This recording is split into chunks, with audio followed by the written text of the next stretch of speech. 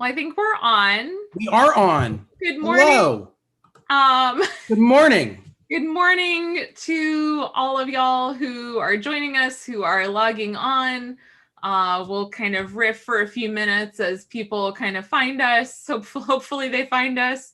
And we will be here. And we took last week off because I was on vacation. Phil, what did you do without me? I crawled into a hole and hid because I didn't want to be part of it. I didn't want to be a part of the world when an Ask a Priest where Kira's not there. I don't even want to know. Oh, no, we took the week off. I didn't take the week off from work, but I took the week off from this, it was weird. Like I had a whole Tuesday morning to like write and like read and do things. It wasn't terrible. It was okay. Yeah. But you had a conversation, but with a different kind of conversation. Yeah, exactly. I had a conversation with an author basically by myself. It was lovely. Good morning, Mary Osterbrock. I hope it is a beautiful day. The cicadas are thrumming and the sun is out and the breeze is blowing. It's a beautiful day in the Queen City. I'm Philip DeVaul and I am the rector of Church of the Redeemer in Cincinnati, Ohio, the Queen City of the Midwest. Who am I here with? I am the Reverend Kira Austin Young, priest in charge of St. Anne's Episcopal Church in Nashville, Tennessee. Music City, baby. Yeah, baby. I love Nashville. What a great town. It's a good place. It definitely, I've been here long enough that I love it, and also like it makes me angry, but that's home, baby. That's home. Yeah. No, I would call her a friend. She's maybe more of an acquaintance who does a lot of like local history work. And she was on a podcast with my friend Kim and talking about kind of Nashville history and some racial justice stuff. And she does a lot of work in cemeteries. So, she's my people basically. Yes. But was really kind of talking about just like the history of Nashville and these kind of patterns that repeat in our local history that I think are really fascinating. And she talked about how when some white settlers who were actually mostly Methodists came to what is now Nashville, they came here and they had slaves and they kind of sat down and they said, we know that slavery is bad. So what if we just released our slaves, like sent them out into the wilderness, just like started this town without slaves? Because they knew that it was wrong. They knew that it went against their, faith and their religious beliefs. And yet they just didn't end up having the kind of gumption to do it. So my friend Betsy kind of said, we talk about the original sins of the country as being kind of slavery and the removal of indigenous populations. Yeah. And she kind of identified the original sin of Nashville as being knowing what the right thing to do is and just not having the wherewithal to actually do it. The moral courage, Yes. Yeah. Yes. And the way that kind of gets repeated throughout history and is maybe even happening kind of right now in decisions that are getting made. Yeah. It was just, I found that very, very fascinating to think about what the maybe original sin of a particular place is. Yeah. Yeah. I don't know what the original sin of Cincinnati is because I haven't been here long enough. It might be just killing a lot of pigs. Yeah. Cincinnati's initially one of its original nicknames was Porkopolis. And they used a lot of they rendered a lot of fat from the pigs to make the soap that became Procter and Gamble. And so it could just be that we have the blood of billions of pigs on our hands here in Cincinnati. Right. It's not our only thing. We also have other issues. It's, living just north of the Mason-Dixon, literally, we're across the river from Kentucky, and being a free state and a path on the Underground Railroad. But what that can do is it can make people sort of get morally superior and go, well, we're not like them. Mm-hmm. Meanwhile, we're redlining and in our real estate and making sure that we do our own kinds of very clear segregation. And there's no question of that in the history of Cincinnati. But you're right. You talk about, you've been somewhere long enough. How long have you been in Cincinnati now? I mean, Nashville. How long have you been in Nashville? 13 years. In the beginning of May was my sort of Nash-anniversary. Nice. Mm-hmm.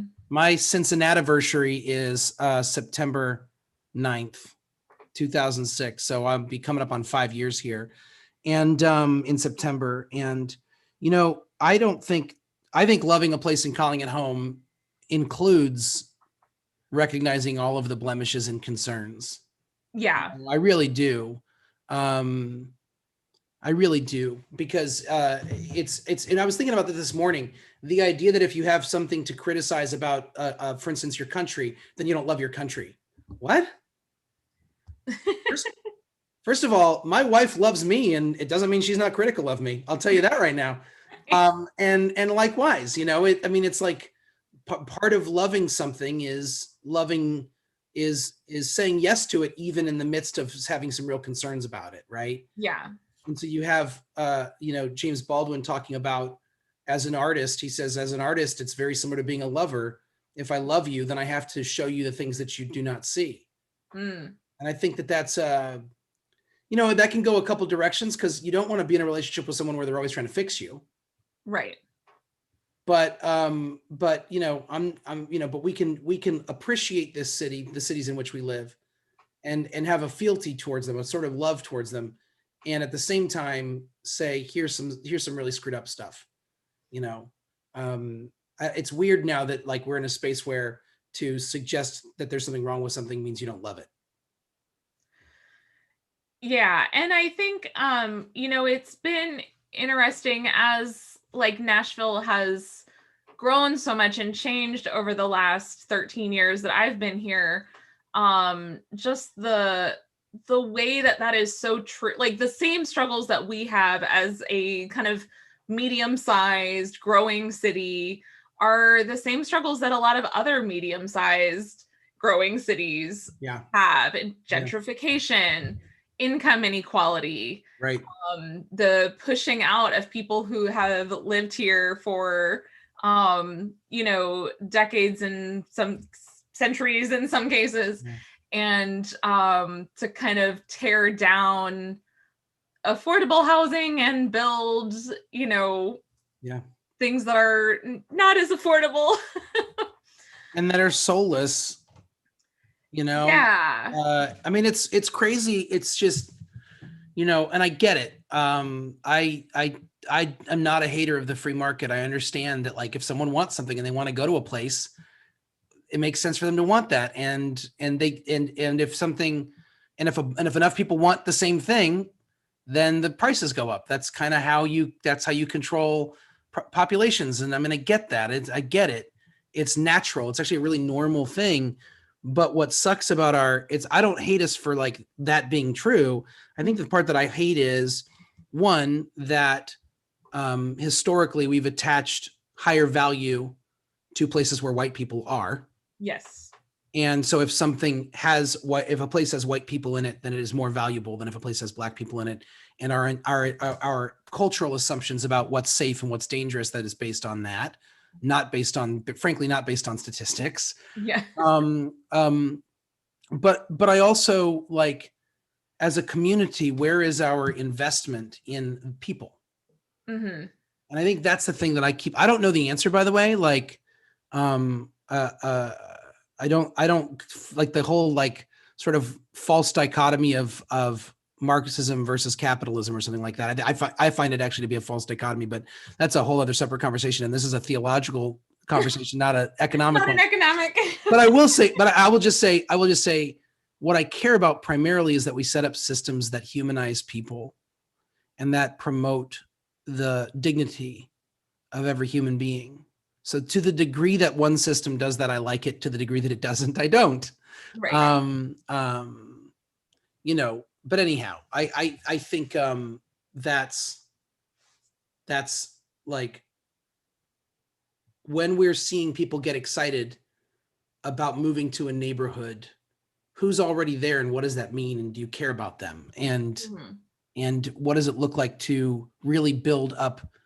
Because here's the thing, we generally don't think past what I can do in my house. What about being neighborly? What about being a part of a community? Are you there to start a new community, or are you there to participate in the community that's been existing for years and years and years? Yeah. And that's the concern I have about places like Cincinnati and Nashville as they grow. You know, there's specific neighborhoods around us that white people are moving into, and they're doing beautiful things to those homes. If you think about it in a vacuum, but it's not in a vacuum. So what else? I don't know. Anyways, it's an area where I don't really know. I don't really have like a Christian understanding of it yet, if that makes sense. Yeah, I think it's so hard because, you know, I think a lot about schooling and the way I don't have children, but the way parishioners and friends of mine make decisions around schooling and their children. And those are not made in a vacuum. Right. And you know, it depending on where they live and what their zoned school is and where, you know, school lotteries and things like that. Like it's just very complicated. And, you know, the sort of questions about like what makes a school quote unquote bad. And I remember at my previous church, one of my parishioners said something to me about like his granddaughter was her school, that there were like 25 different languages spoken in her school. And I thought, wow, that's really cool. And it took me a minute to realize he was saying that was a bad Not thing. cool, right. Because my immediate thought was like, wow, like what an amazing experience to like be around such a diverse community and like meet people that have such different life experiences. Certainly there are challenges to that. I don't want to like erase that, but I sort of immediately went to the positive and he kind of immediately went to the negative. Yeah. It's a Rorschach test, right? It tells you what you think. You learn a lot about people by their responses to those things. I mean, I definitely grew up in an environment that taught me to fear change and to fear things that were different, and to believe that things that were different from me were bad, or at least were inferior. Yeah. You know, that the community in which I was living was the best version of a community, and everything should be judged by that. And no one said this is a white community, because they would have said, we're not racist. Anybody can be a part of this community. We have this one black family's here, you know, or this one Latino family's a part of this. And they were right. They were. It's not like they weren't real people. But the implication that you grow up into, if everyone tells you this is the right kind of community and it all looks one way, even if they don't tell you, that means that white is better. You learn it. You ingest it, it just saturates and then it becomes part of your way of seeing the world, and you don't even know what's happening, you know? So I'm very much in the process of trying to figure out how to like disassemble that within me, or whatever you want to say, like take it out of me, but it's just very much ingrained. Yeah, I mean, even like if those messages weren't explicit from your parents and teachers and all of those kind of authority figures growing up, like you still, I mean, me too, like absorb them just kind of through the, you know, ether.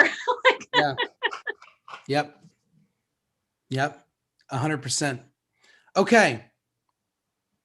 I think we have a question. We do. We got a question. And I will read it. Do Episcopal priests bless objects like holy water, icons, etc.? This is a two-part question. Okay. Also, does the Episcopal Church do confession? Okay. So I'm going to take a stab in the dark here and say that the person who wrote this question is probably coming from like a Roman Catholic background. Interesting. Fair enough. I think that's a fair guess.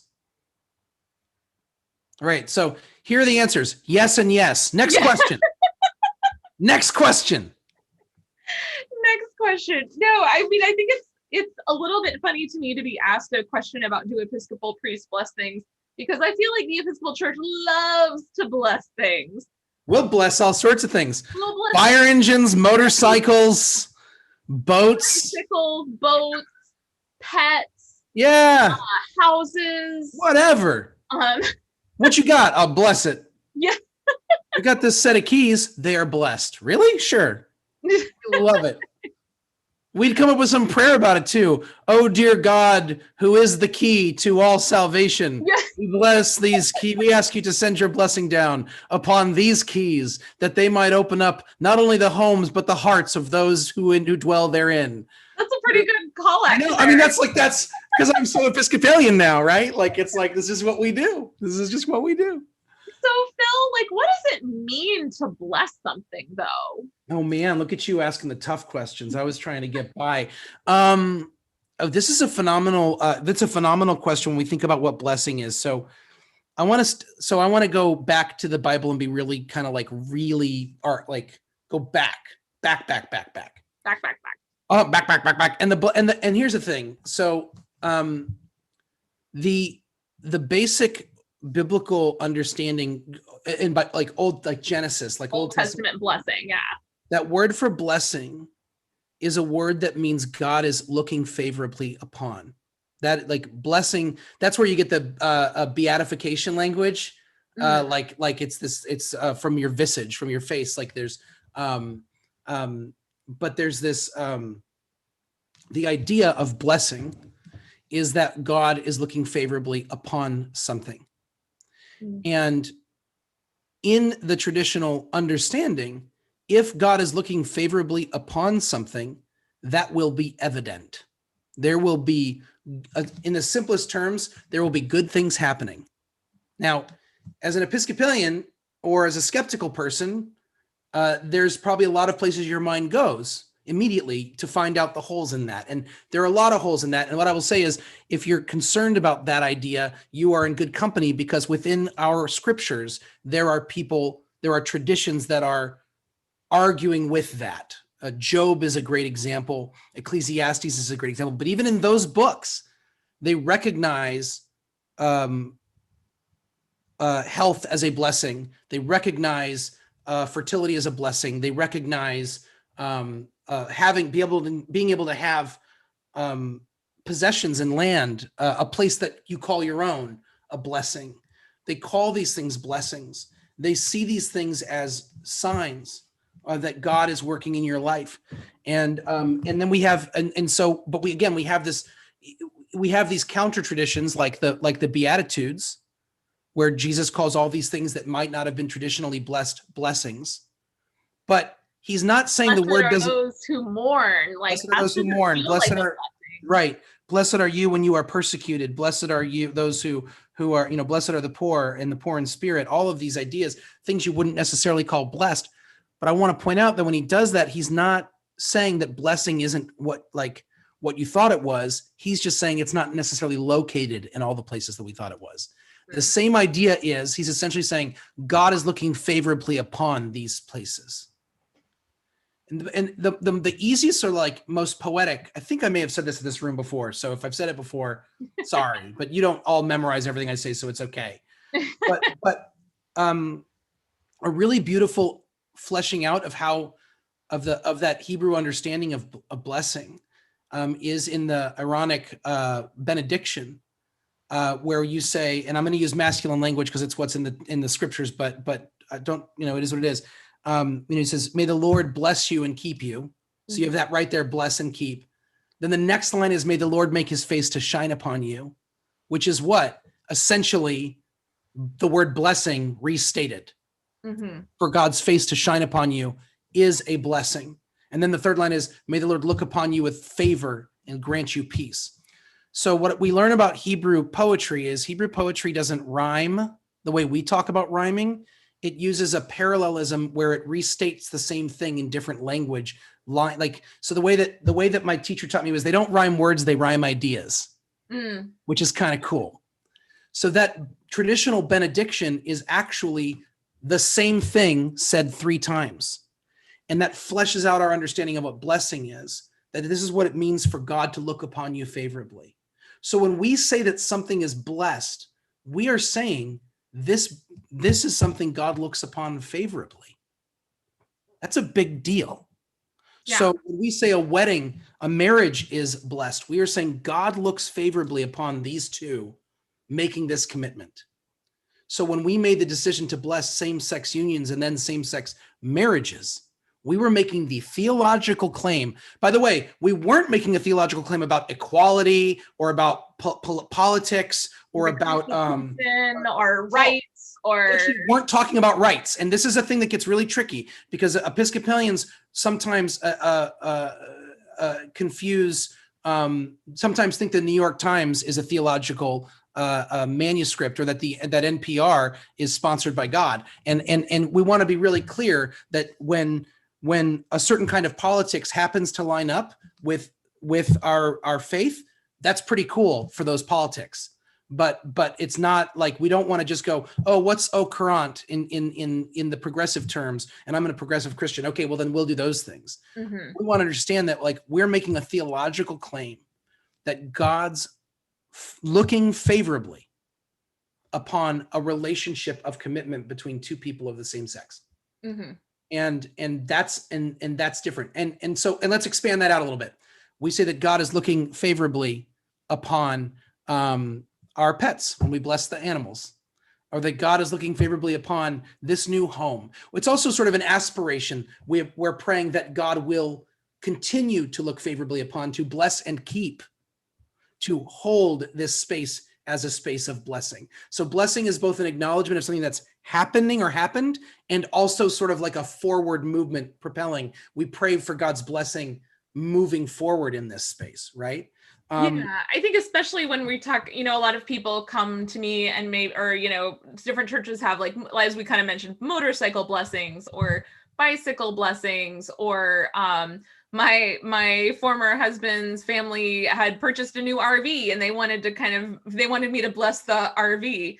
There's a sense of protection involved in that kind of looking favorably on, like, that that it will be a place of safety and protection, and that God's, especially as something that moves around, that God kind of has God's eye on it, and that kind of looking favorably upon.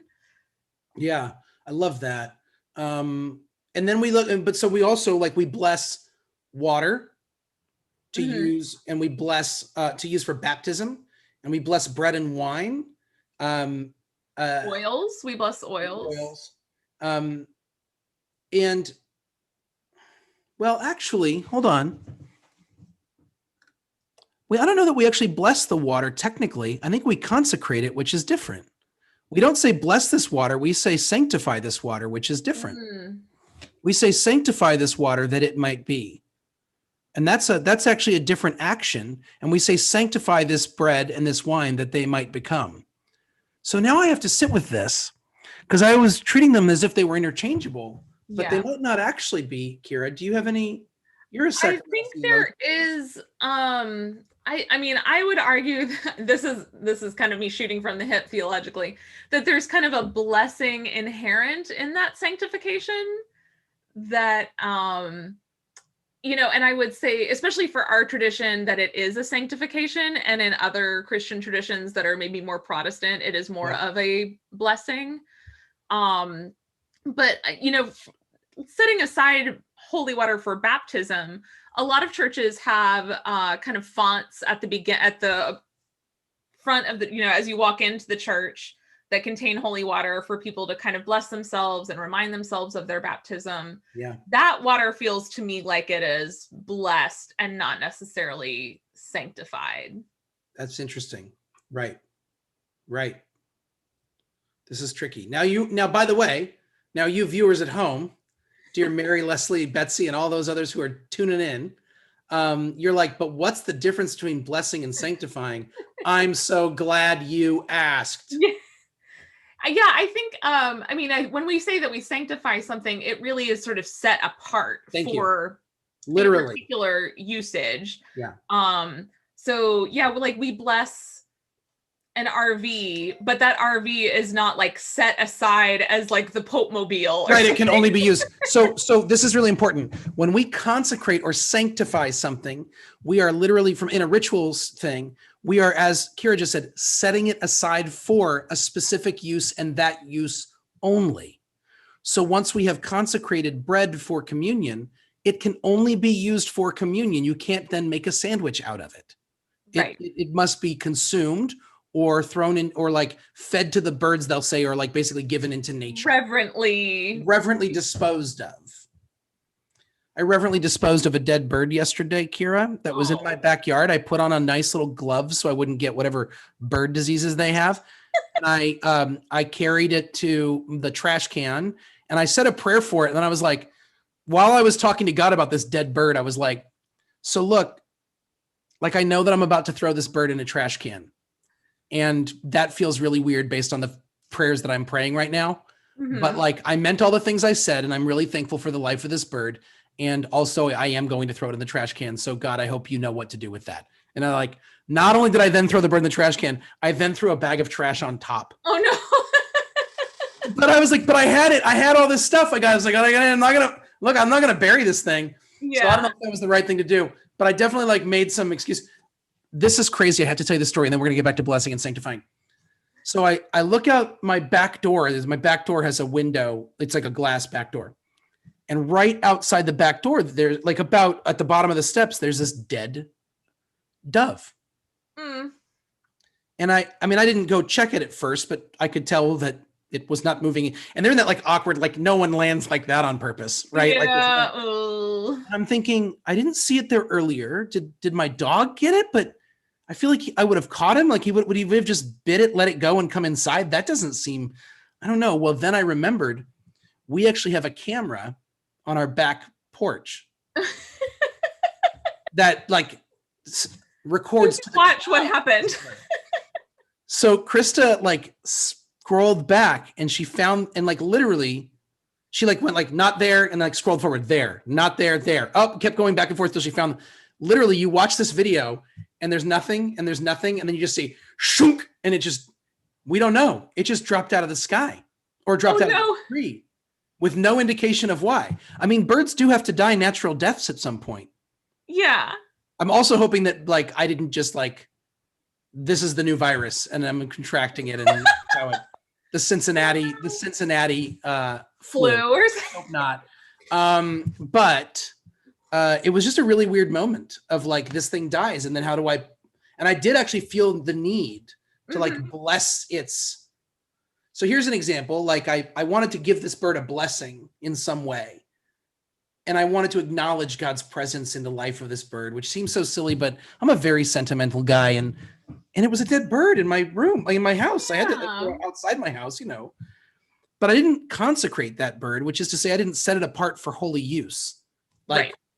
And so I think we want to, so this is a thing that religious people, if you're marginally religious, you will just use words interchangeably. And it's really possible. So for instance, like calling Jesus the Lord, calling Jesus the Savior, and calling Jesus the Messiah are three different things. They're all true, but they mean different things about Jesus. But we will use that language interchangeably. So like blessing and sanctifying sounds like, what are we talking about here?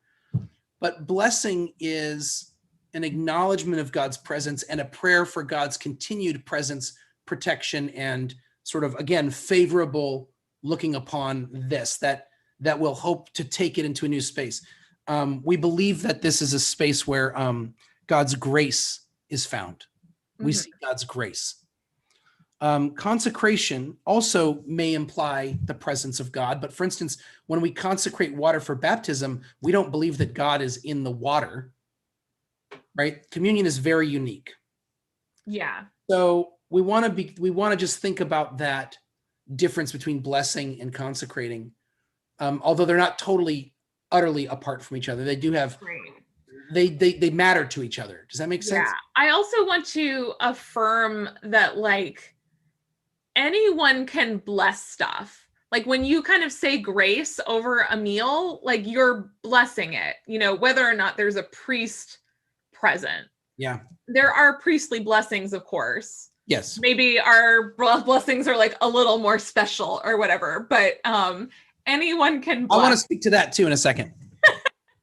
Anyone can bless something. So, go, like, I think actually, Barbara Brown Taylor talks about it in Altar in the World, or one of her books, about blessing as a spiritual practice for everyone. Like when you are on a walk and you see a beautiful flower, to like bless that flower, or like your experience with the bird, like you didn't need to be a priest to like bless that bird.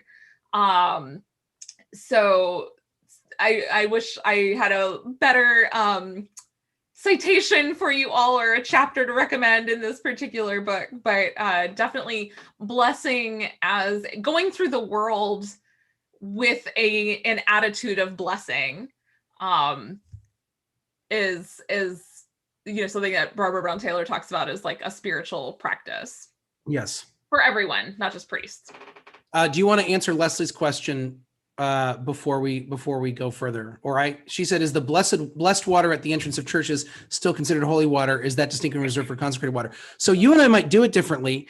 I use the prayer of blessing for baptisms over the water that I bless for the baptismal fonts, or a prayer from Book of Occasional Services, or I think it might be Michno's Priest's Handbook. There's one in Michno for sure. But essentially, we are saying that water is used for the purpose of baptism. And the difference is, and this is tricky, but the difference is that it oftentimes isn't used for a baptism that's just taken place. But historically it would be. Historically, the water that's used for baptism would also be the water that's available to people. But we're pretty strict about being clean and making sure we replace the water. And so so it doesn't just sit there and grow algae and get gross. Right. They just keep pouring salt in it. Yeah. So do you see them as, do you see it as distinct or different, or how would you? I do kind of see them it is, both of them I would say are actually holy water. Right. To be clear, both can kill vampires. And I think that's really important. But actually, that's literally what Leslie just said. Leslie just wrote that. Yes, both will keep you safe from vampires. If you have holy water, a good movie to watch is Fright Night, both the original and the remake, frankly, because it talks about not only having the holy water, but believing in the power of that water is an important part of it. Although I will also accept Lost Boys as a movie that uses holy water as well to kill vampires. So Kira and I both believe, Leslie, that water that is consecrated for baptism and water that is in the fonts, if procured and taken home, could protect you from vampires. It's true. Fair to say? Are we on the same page about that? I think so. Absolutely. Yeah. Both of them I would consider holy water. Good.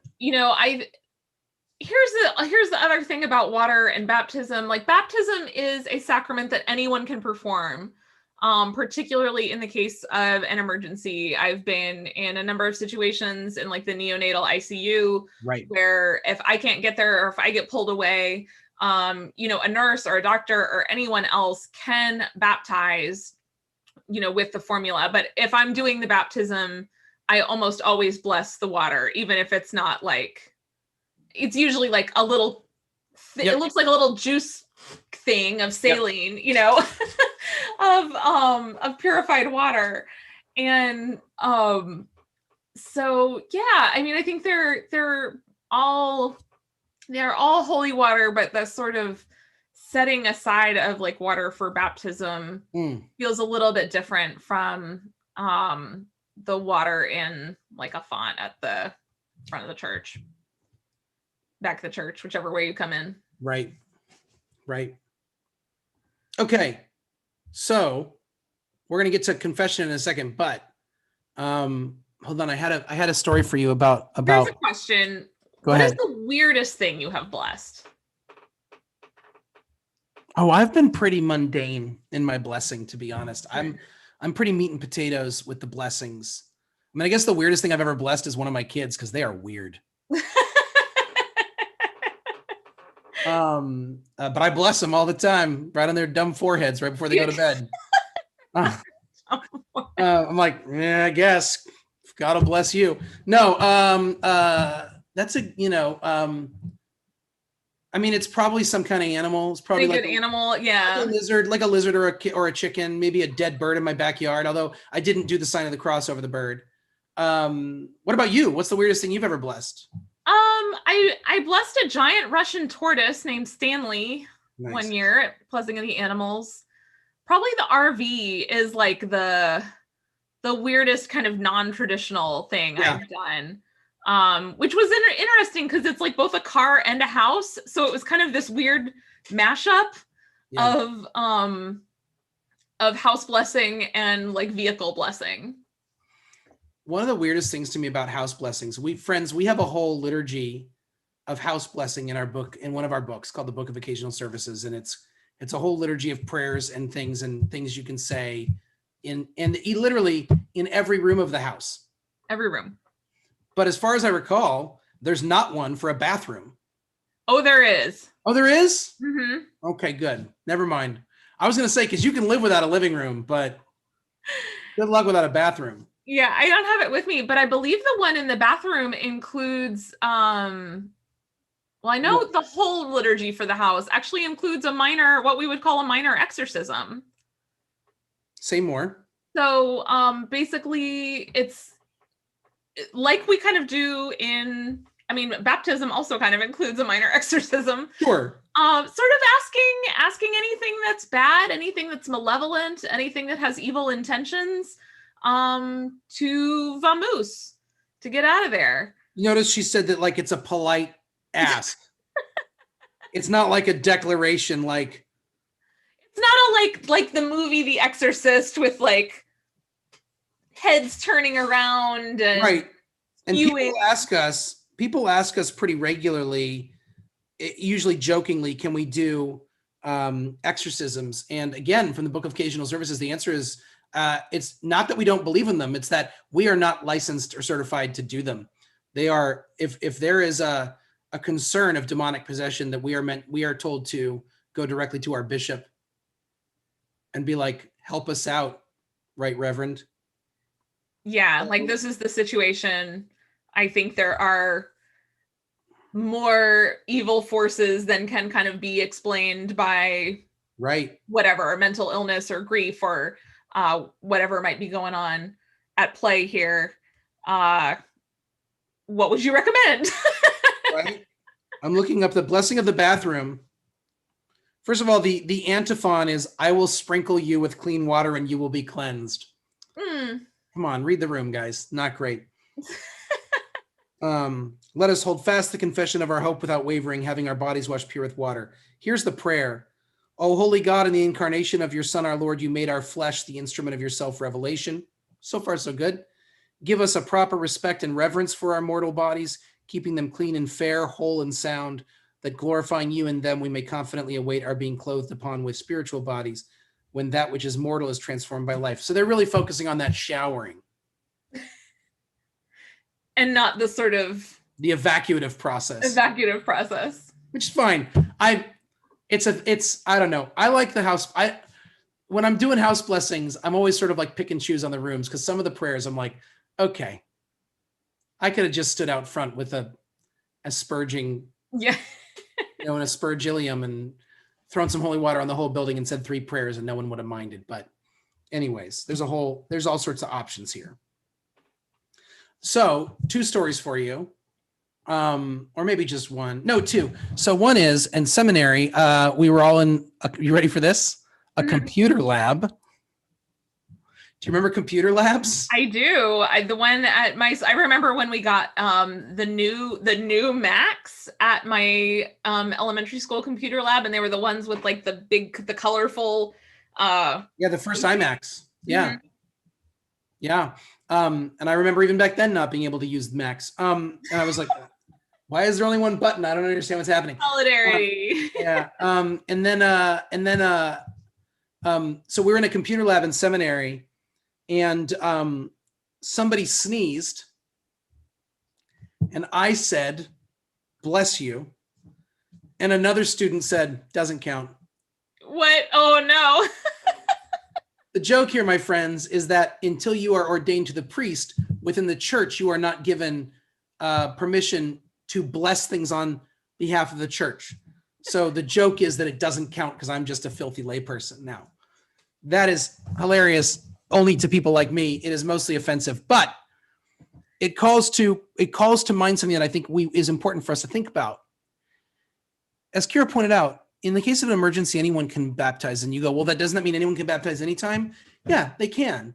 We do things in a specific way, and I think we want to understand the purpose of that appropriately, so that we're not becoming a bunch of people who think that that priests are better than lay people, or lay people are better than priests. We also don't want to think that it's all made up and that nothing matters.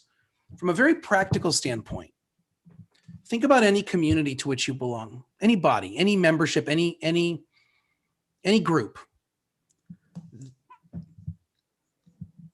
Being part of that group or organization means something.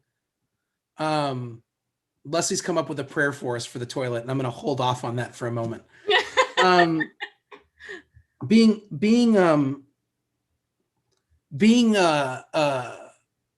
Like if you're in a community, if you're in a body of people, there are certain people that are like spokespeople for that group.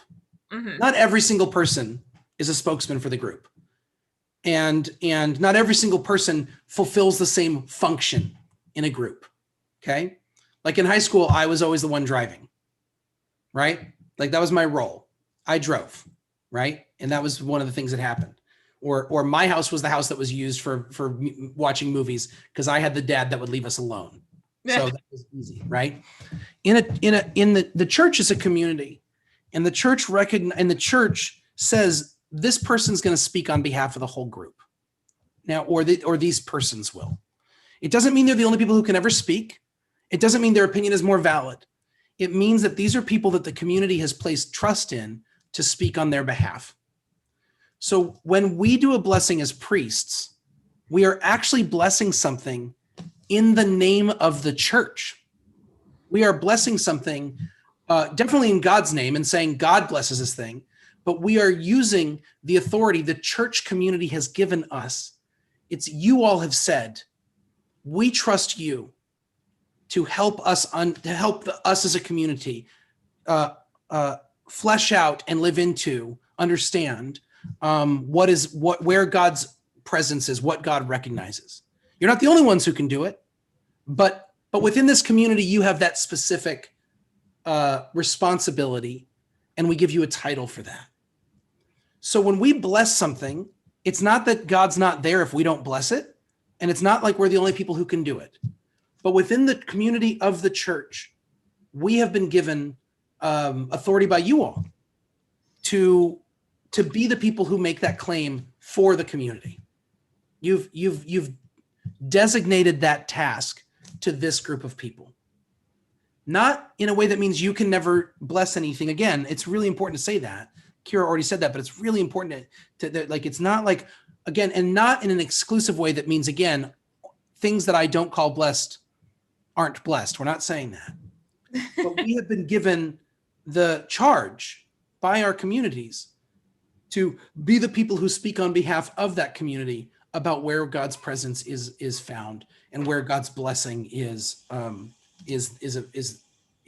working in the world. Is that a fair? Like, I just want to like make sure we're clear about all of the different facets of why is that just a priest that does that? Right. Well, I think, the one thing that often gets said, like, what can priests do that deacons or lay people can't? And the answer is the ABCs, right? Absolve, bless, and consecrate. I like it. But like bless is a little murkier than it might sound. Yes, yeah. We bless on behalf of the church, but people can bless, anyone can kind of bless because they see a blessing in I know a lot of people who maybe like you kind of do, bless their kids on their way to school or as they leave the house in the morning. And that seems to me to be like a really lovely practice to kind of pronounce a blessing on a family member, a child as they go off into the world.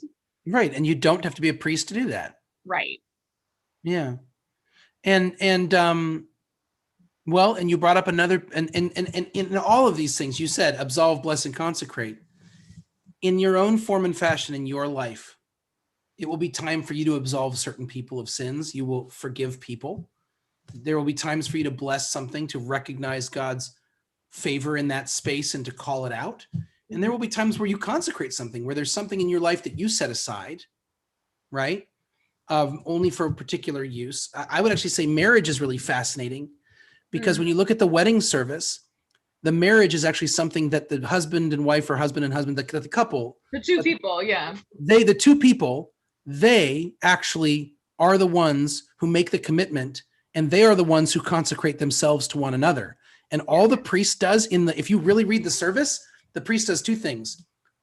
Basically acknowledges on behalf of the church that it happened. Literally is like, our job is to witness.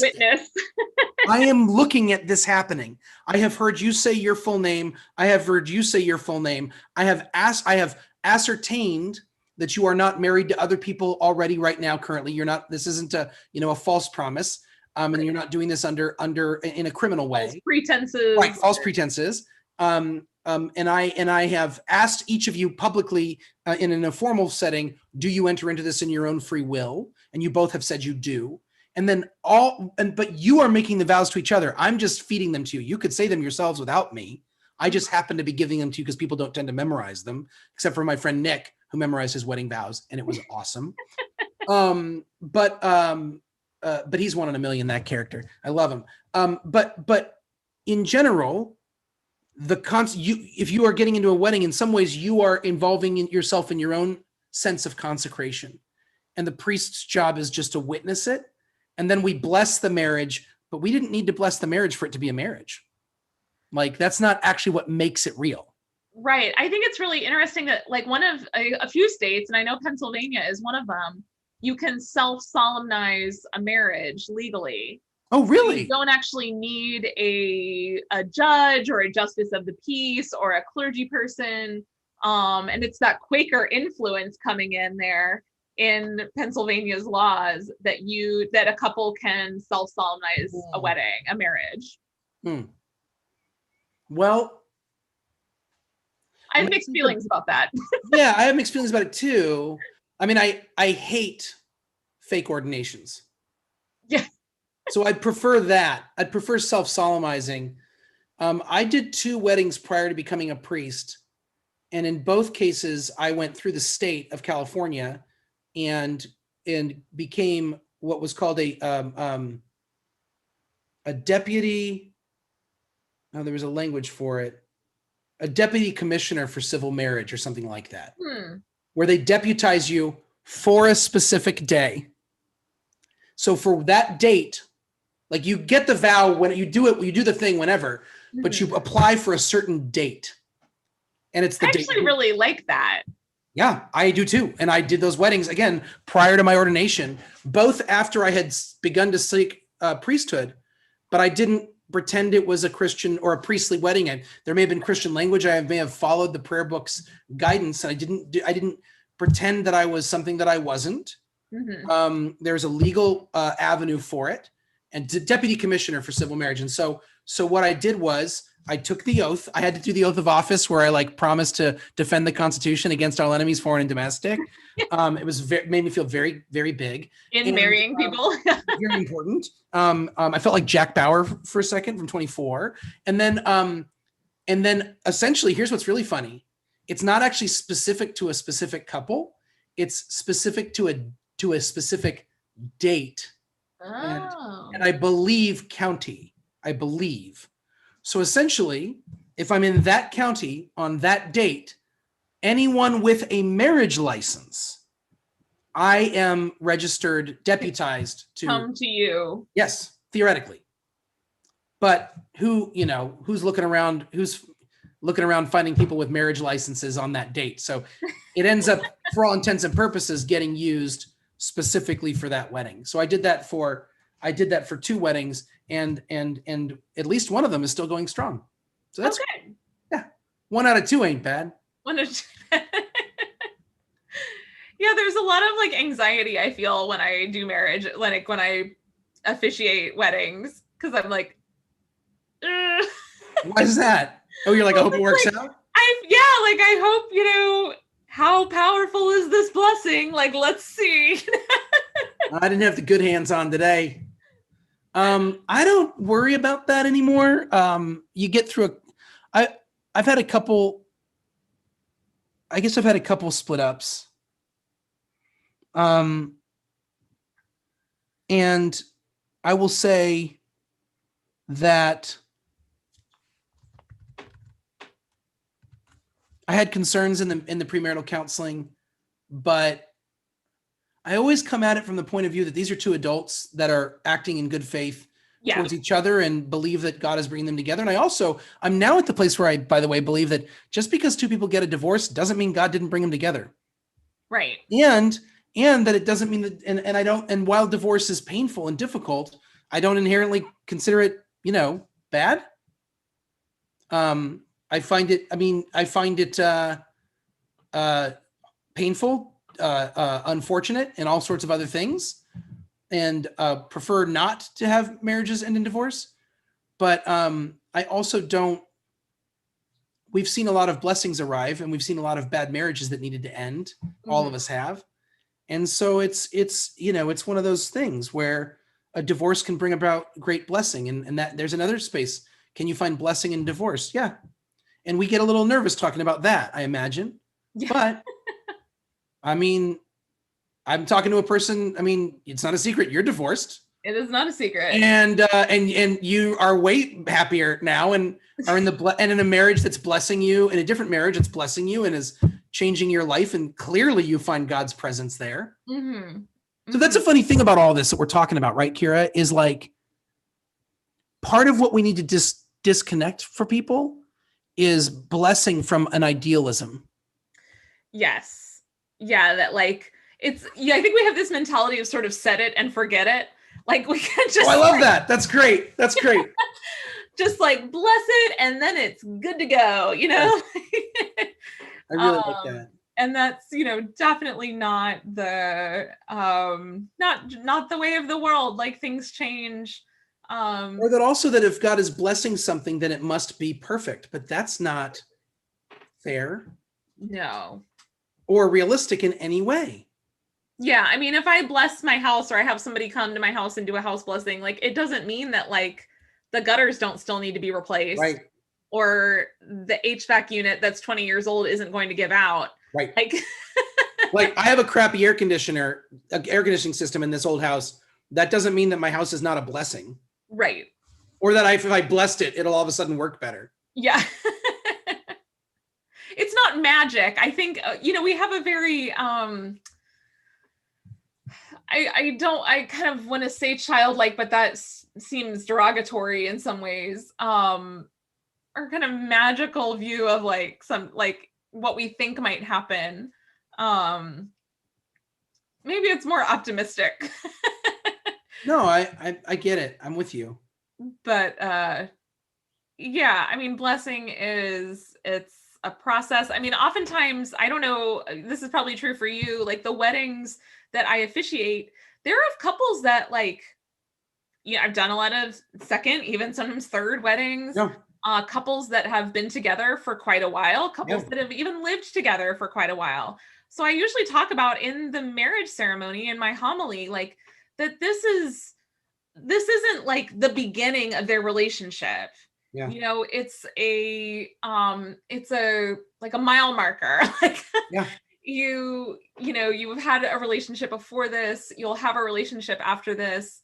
And this is just one part. It's both an acknowledgement of the road that you've walked to get here and a place that you can turn back to in the future and kind of say like, hey, remember when we made that commitment to each other in front of our friends and family and right. God and this clergy person who is here, that kind of made our commitment to each other public in a different way. And that feels like a much more honest and authentic way to recognize God's presence and favor than sort of like, this is the perfect thing and now it's perfect and it's got to be, and blessing means all that stuff. Yeah, I mean, I did a wedding for my friends a few weeks ago and I drove up to Indianapolis, and I mean, they've been together for a while, and like they've been through job changes and they've been through geographic relocations, and they've been through a lot, even just on the surface of what I know from their lives, let alone like what I don't know about kind of their internal to the relationship struggles and arguments and debates and compromises. And to not acknowledge those things as like valid as a part of their relationship, like the relationship doesn't really start until you're married, like seems just really one, false, and two, like kind of mean. yeah Cruel. But religion can be cruel to people, and the way that we use these powerful words can be used in ways that are unfortunate and make people's lives harder, not easier, or not better. Harder is not always bad, but by the way, Indianapolis is not Cincinnati's not on the way to Indianapolis. It is not, but I saw signs to Cincinnati and I was like, Phil! Yeah, we're 2 hours, we can do it. We're close. I want to close out our conversation on blessing with our friend Kathy Baggett, who's watching from home. She messages me and says, when Jewish people die, or when people die, Jewish people will often say, "May their memory be a blessing." Yeah, that's such a beautiful line. I do think it's beautiful. It's one of those things that I really want to. I have holy what one of my professors called holy envy. Yes. About like I feel a little bit uncomfortable taking that using that line because it's not mine. It's not part of my religion. It feels appropriative. Yes. But I have a lot of holy envy around that phrase. I do too. I like it. I have a lot of holy envy around most Jewish things, frankly.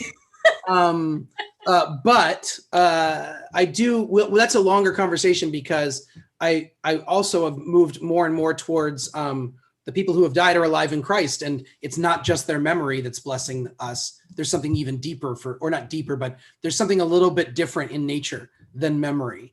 And I want to. We should talk about that at some point. But I do. But that line, like every time I hear it, I'm like, oh, you're right. You're correct. That's we didn't talk at all about confession. We did not. So I think we should talk about that next week. And Leslie brought up polyamory. Oh, great. Thanks a lot, Leslie. Really this is a very hot topic right now. I mean, it's a very hot topic for like people our generation. Anyone older than us is like, you're talking about what now? Oh, God. I really think, and definitely generation below us, they're like, can we talk about polyamory? And we're like, can we change the subject, please? So I just finished reading Esther Perel's book, State of Affairs. Okay. And Esther Perel is one of my I love her. She's a marriage and family therapist. She has a podcast. She writes a lot about marriage and relationships and in with a kind of sociological lens. So it was a good read. And she talks about this? Yeah, I mean, talks about kind of the limits of monogamy and the way, like the prevalence of affairs in the world in long-term committed relationships. I would say that polyamory as a term or a concept is actually more kind of bringing out into the open a lot of things that are already going on, have been going on. So you're going to have to school me on a little bit on it next week, because to me, it just means like having more than one girlfriend. Yeah. like, or having an open relationship or something like that. Right. And it's all, again, it's kind of gradations of one thing or another. Yeah. But these are definitely, especially as people that do premarital counseling for folks, like this is something that we like really have to wrestle with and be kind of up on, and like true. No, you're very right. Well, Leslie said that she's trying to break us or at least annoy us, but it hasn't worked yet. Well, this is this next week I will neither be annoyed. I might be a little broken. But I think we'll talk about confession and polyamory next week. Those two things go together. Perfectly. I'll talk about confession. You can talk about polyamory. And next week will be our last week before we go on vacation. We're going to do a little hiatus. Yeah. I think it's the summer. The summer. Things are very weird right now. I don't know about Cincinnati, our Church of the Redeemer, but like things are really weird right now here. Oh, things are weird. Things are super weird. Hey, yes. What I'm going to start first. Yesterday was Bob Dylan Day. It was Bob Dylan's 80th birthday. Mm-hmm. On May 24th, 1941, Robert Allen Zimmerman was born in Duluth, Minnesota. And he, in early 60s, changed his name from Robert Zimmerman to Bob Dylan, and has been talk about people who are a blessing. I've never met him personally. He may be a wonderful guy or a son of a bitch to know, who knows?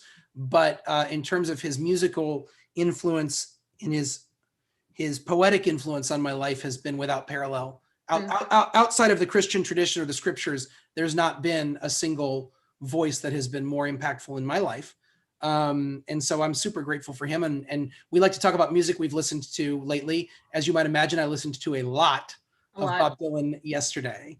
And this morning as well. What about you? Well, first of all, I want to say I'm not a huge Dylan fan, but I will say that he is like an underrated theologian. Yes, I think, and I have definitely used lyrics of his in sermons. There's a lot of theology happening in his songs. A lot. And I find that just really fascinating. There's a depth there. Yes. I was reading a Rolling Stone article with him a few years back, and he actually was referring to a moment of transfiguration in his life, and he just used the term transfiguration. And they were like, you mean like transformation? And he's like, no, I mean transfiguration. And you're like, and he just moves on because he's not gonna suffer fools, and he keeps talking. And I'm like, he's literally talking about transfiguration in his personal life in an interview with Rolling Stone magazine. You don't see that in normal people. No. I really, really appreciate that about him as a writer and thinker and musician. Yeah. I have been listening to Sarah Jarosz, is a what to call her, kind of bluegrass Americana. Yeah. I was introduced to her because we look alike. You do? Oh, that's wonderful. How lucky is she to look like you? That's good. But she has a new album out, and I have been listening to that, which is a lovely kind of springy album. That's so great. I haven't heard it, and I did not know that's how you pronounce her name. So it's Sarah Jarosz. Mm-hmm. Thank you for helping me with that. I was introduced to her. She sang one of the best theological Dylan songs that there is, called "Ring Them Bells." And you should certainly listen to her do it. You should certainly listen to him do it. I have a live version from 1990 that you should hear, that he did at the Supper Club in New York. But he, "Ring them bells, ye heathen." He said, "Ring them bells, ye heathen," for the, oh gosh, now I'm forgetting all the lyrics. But he says "Ring them bells, St. Catherine from the top of the room." Ring them bells. And now I'm forgetting literally the entire song. But he's talking about the bell being rung so that the lost sheep can move towards it, and so that those without hope know that there is hope. Ring them bells so the world will know that God is one, he says. For the shepherd is asleep where the willows weep and the mountains are filled with lost sheep. So it's like ring them bells to bring them all back, essentially.